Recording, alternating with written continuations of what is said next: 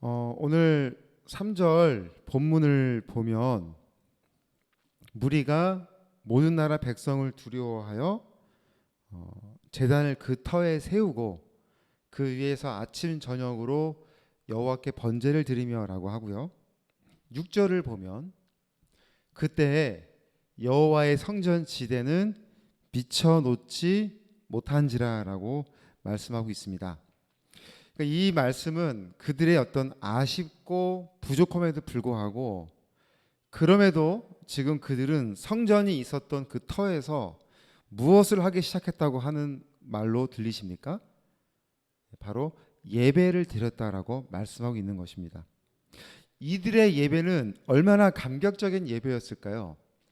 수십 년간 방치되어 있고 폐허가 되어버린 그 성전의 터 위에 제단을 세우고 예배를 드리게 되었으니 얼마나 감격스러운 그런 시간이 되었을지를 우리가 말씀을 통해서 보고자 하는데 3장 12절 13절을 한번 같이 읽도록 해보겠습니다. 3장 12절 13절 제사장들과 레위 사람들과 나이 많은 족장들은 첫 성전을 보았으므로 이제 이 성전의 기초가 놓임을 보고 대성통곡하였으나 여러 사람은 기쁨으로 크게 함성을 지르니 백성이 크게 외치는 소리가 멀리 들리므로 즐거이 부르는 소리와 통곡하는 소리를 백성들이 분간하지 못하였더라.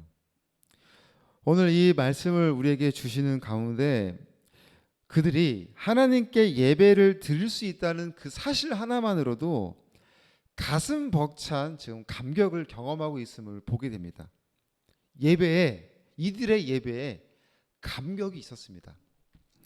예전에 어느 사진 한 장을 이렇게 보았는데 예배 시간의 장면이었는데요. 그 시간이 말씀을 듣는 시간인지 찬양을 이렇게 부르는 시간인지는 모르겠지만 어느 청년이 그 사람들이 앉아 있는 그 의자 그 통로에 꿇어 엎드려서 아주 그 감격스러운 표정으로 이렇게 하늘을 바라보고 있는 장면이었습니다. 참 인상적인 장면이었어요. 그걸 제가 볼 때.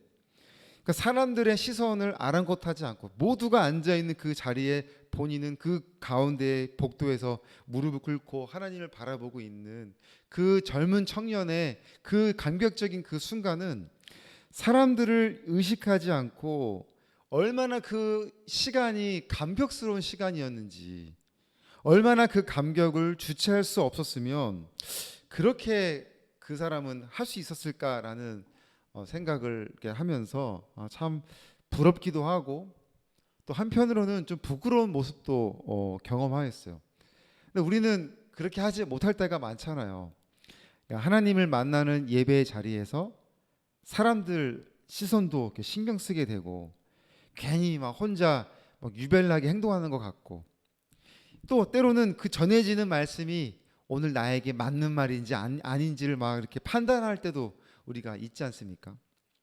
그런데 오늘 우리가 이 12절, 13절에서 전해지는 말씀이 오늘 우리의 이 가슴도 벅차오르기를 소망합니다. 하늘에 들려지도록 우리에게 주신 입술을 통하여 고백되어지고 찬양되어지기를 소망합니다. 그런데 이 이스라엘 민족이 드려지는 예배는 완벽함에서 온 감격이었습니까?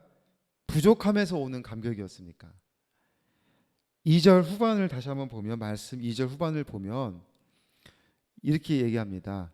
하나님의 사람 모세의 율법에 기록한 대로 번제를 그 위에서 드리려 할세.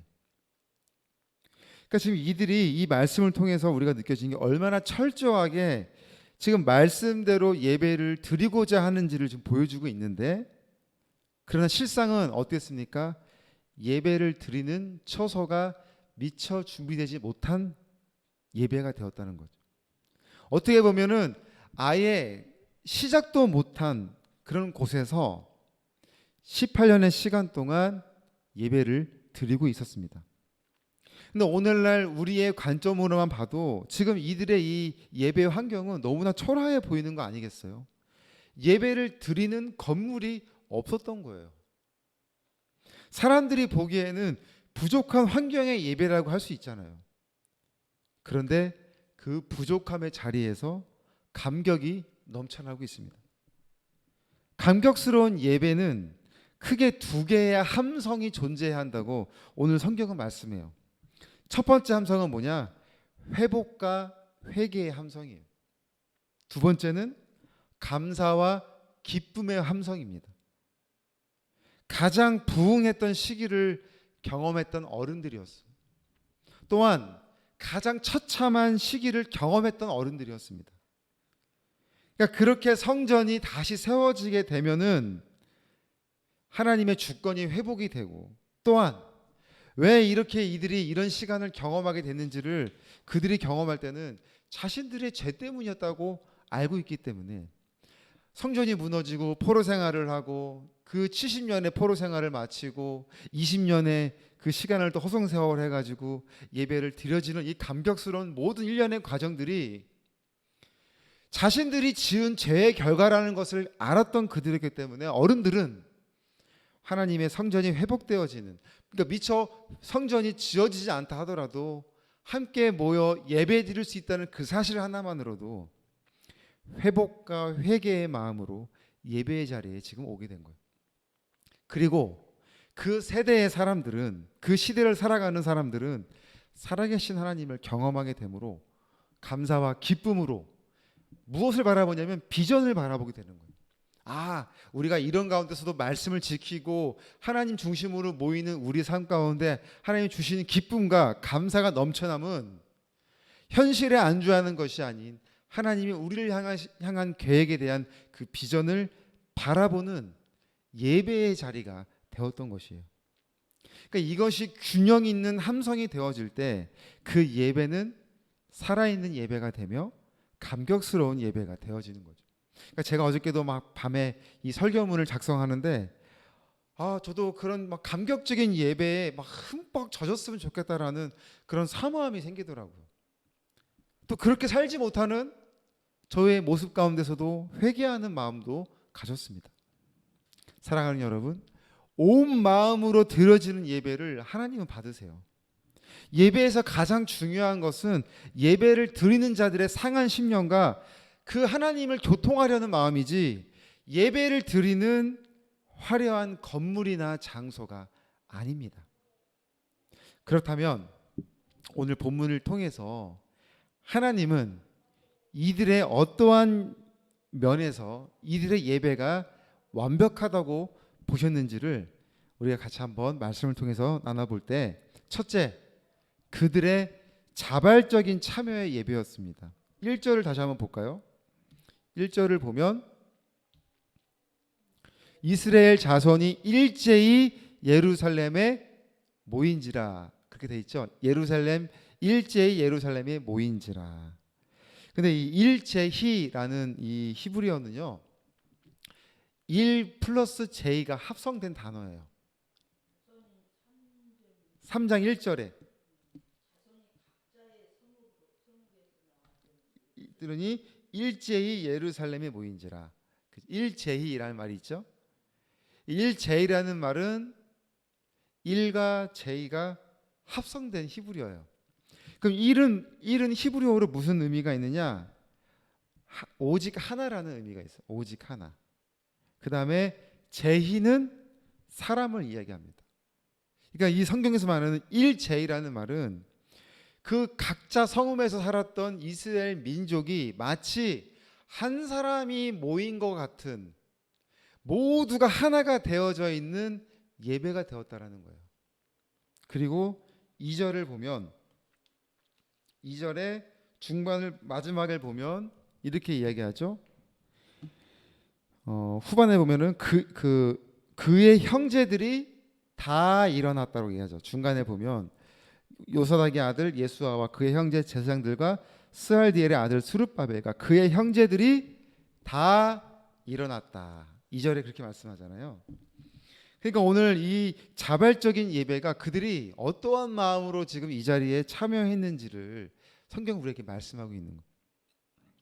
어떤 의무나 습관을 쫓아 나온 자리가 아니라 모든 것, 그러니까 예배에 참석한 모든 이들이 기쁨과 감사와 하나된 마음으로 나왔고, 그들이 드려지는 모든 것들의 자발적 참여의 예배였다는 거예요. 헌신도, 물질의 예배도, 자신의 시간과 정성을 쏟아내는 그 모든 것을 누가 시켜서 한 것이 아니라 온전히 자신의 하나가 된 마음으로, 공동체가 하나가 된 마음으로 지금 예배의 자리에 나왔음을 보여주고 있는 거죠. 그리고 둘째는 철저하게 말씀 중심적인 예배가 되었다는 거예요. 다음 시간에 이제 이것에 대해서 살펴보게 될 텐데, 성경 보면 그 2절에 보면 이렇게 말씀하죠.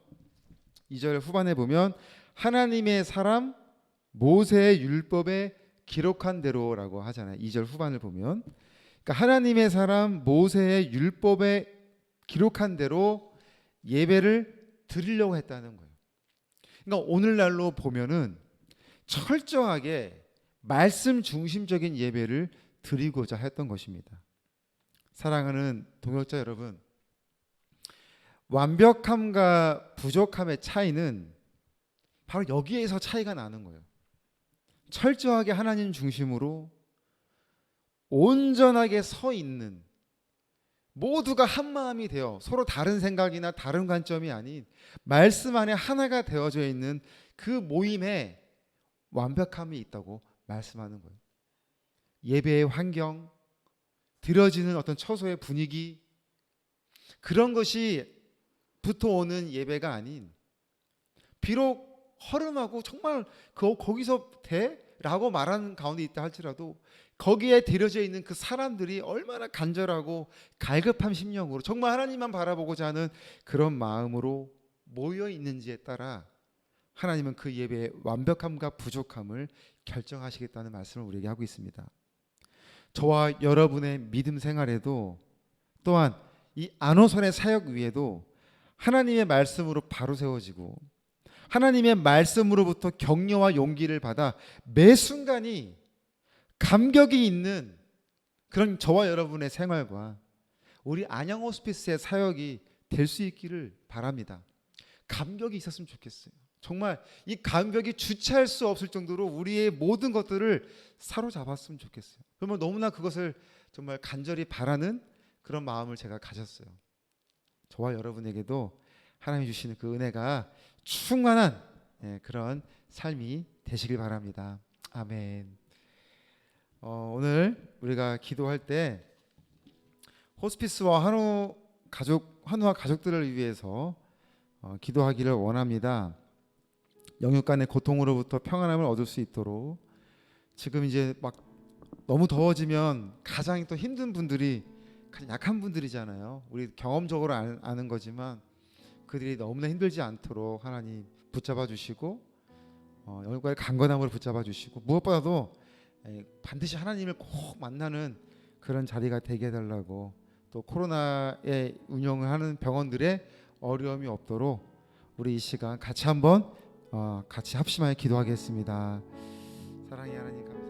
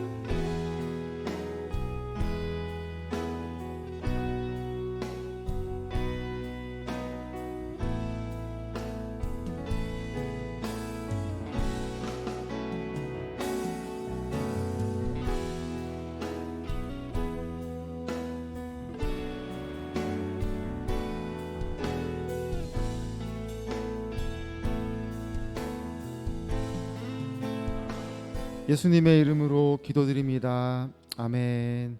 사랑의 하나님, 오늘 우리가 이 시간 정말 환우들과 가족들을 위하여 기도하며 나아갑니다.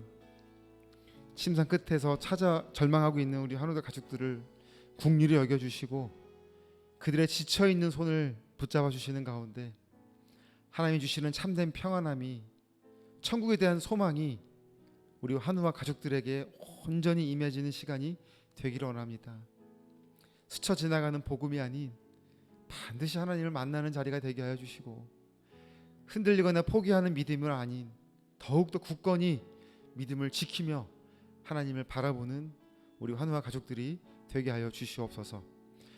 호스피스 병동을 운영하는 동역병원들의 그 운영들의 어려움이 없게 하여 주시고, 최전선에서 정말 코로나의 감염으로부터 애쓰고 노력하는 가운데 그들의 그 분주함이 있습니다. 지침이 있습니다. 하나님 격려하여 주시고, 그러면서 또한 환우들을 정말 그 한 분 한 분의 영적인 돌봄도 그들이 관심을 갖게 하여 주셔서 하나님 다시 한번 호스피스 현장이 열리는 그날이 속히 올 수 있게 하여 주시옵소서. 친구가 필요하오니 하나님, 친구가 되고자 하는 마음을 우리가 기대하고 기도하며 기다리고 있습니다. 우리의 마음을 아실 줄 아오니 모든 것이 합력하여 선을 이뤄나가는 하나님, 가장 선한 길로 인도하여 주시옵소서. 이 시간 기도한 것은 다 이루어질 줄 믿게 하여 주시고, 하나님이 주시는 평안함이, 은혜가 충만한 정말로 감격적인 우리의 삶이 되어줄 수 있도록 하나님 도와주시옵소서. 예수님의 이름으로 기도드립니다. 아멘. 우리 하나님께 감사와 영광의 박수로 예배를 마치겠습니다.